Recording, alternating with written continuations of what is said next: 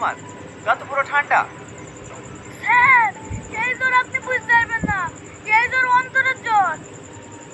হ্যাঁ হ্যাঁ, আমি সবই বুঝতে পারছি কি কারণে তুমি এভাবে কাঁপছো।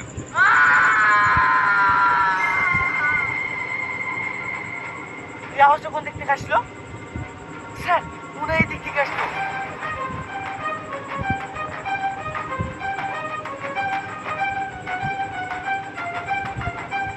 কি হলো গো তোমার? ওরকম করছো কেন? আমার হাত নাই, আমার হাত কেটে দিল, আমার হাত কেটে দিল। এই আমার কি সর্বনাশ হলো? কে কোথায় আছো গো? তাড়াতাড়ি আসো। আমার স্বামীর হাত কেটে দিয়েছে।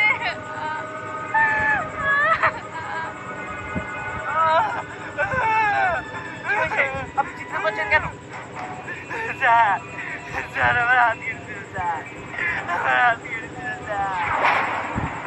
শান্ত হন, শান্ত হন। আপনার যে হাত কেটে দিয়েছে, আপনি কি তাকে দেখেছেন? না স্যার, আমি কাউকে দেখিনি। ঘর থেকে বেরিয়ে কেবল বাথরুম এদিকে যাচ্ছে, আর কে জানে হাতটা নিলে হাতটা কেটে দিল, স্যার কেটে দিল, স্যার।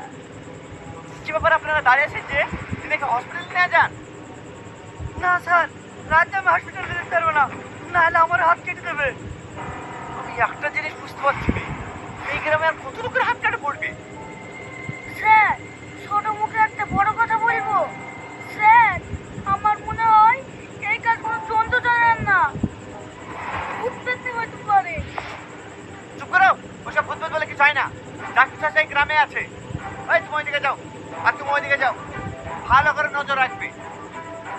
ঠিক আছে স্যার।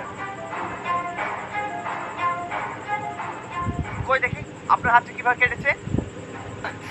না স্যার, প্রচন্ড যন্ত্রণা করছে স্যার। স্যার, স্যার, বাঁচান, বাঁচান। রাকেশ,